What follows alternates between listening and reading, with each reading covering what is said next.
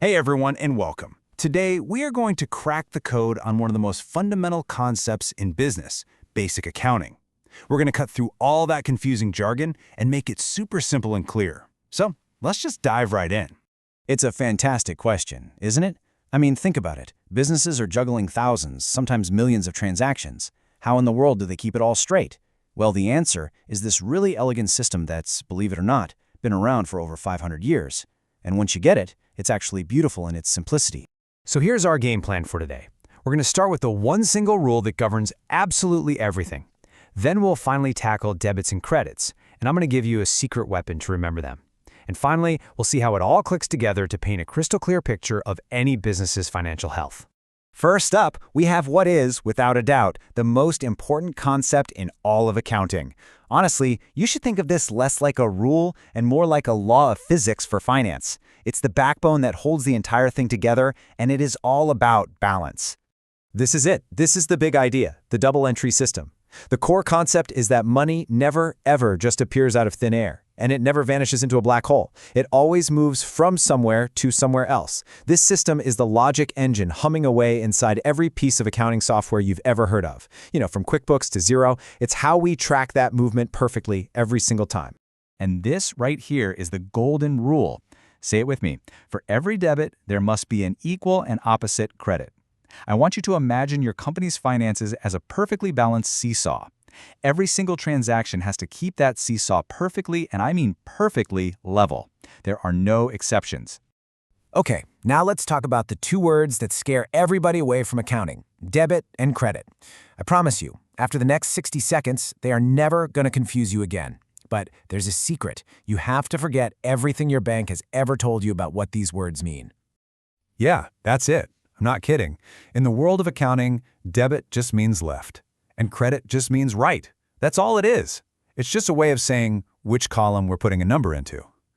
That is the whole secret. Let's see it in action. Okay, so let's put this into practice. Let's say your business buys a brand new $2,000 laptop, and you pay for it with cash. Well, you have a new piece of equipment, so your equipment account goes up. That's a debit of $2,000.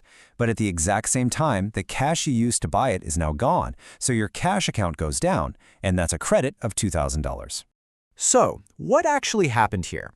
You're not down $2,000. That value just morphed. It changed its form from a cash asset into an equipment asset. Your total assets are exactly the same, and that all-important financial seesaw is still perfectly level. Okay, let's do one more. You get a $10,000 business loan from the bank. That cash hits your bank account, so your cash asset increases. That's a debit of $10,000. But now you also have a brand new debt you have to repay. We call that a liability. So your loan payable account also increases, and that is a credit of $10,000. See? Still perfectly balanced. Okay, so you might be thinking, how on earth am I supposed to remember which accounts go up with a debit and which ones go up with a credit? Well, you could try to memorize it, or you could use this simple, brilliant little cheat sheet. Seriously, this is your new secret weapon. All you have to do is remember the word dealer. The first three letters, DEA, stand for dividends, expenses, and assets. Those accounts always increase with a debit. The last three letters, LER, stand for liabilities, equity, and revenue. And you guessed it, those accounts always increase with a credit. If you can just remember dealer, you can figure out any basic transaction. It's a total game changer. Okay, so we get the rules for individual transactions, but where do all these entries actually live? I mean, every well-run business needs a map for its money, right? A master filing system to make sure that not a single penny ever gets lost. And that map is called the Chart of Accounts, or COA for short. It's simply a complete list of every single category your business uses to track its money. Everything from cash in bank to office supplies has its own specific account. Every dollar has a home address in the COA. It's the absolute organizational backbone of your finances. Now, this is the coolest part. A massive corporation might have thousands of different accounts in its chart of accounts, but every single one of them, in every business anywhere in the world, fits neatly into one of just 5 super simple categories. Just 5.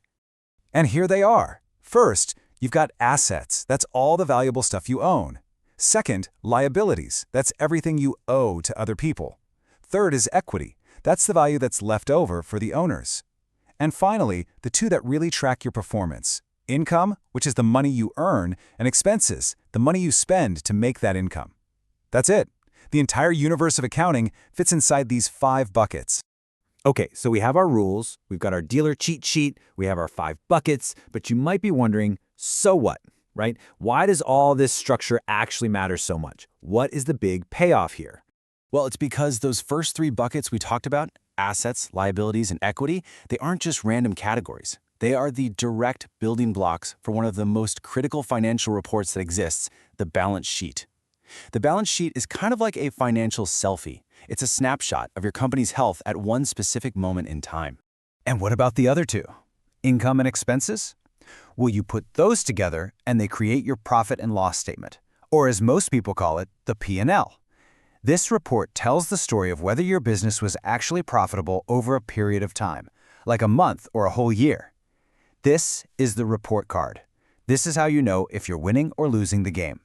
All right, let's put it all together. Time for a quick pop quiz.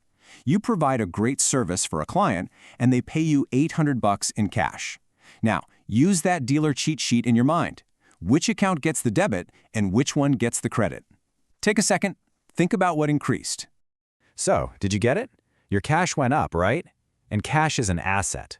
So what does dealer tell us? The A in dealer tells us assets increase with a debit. Perfect. You also earned income, which is revenue.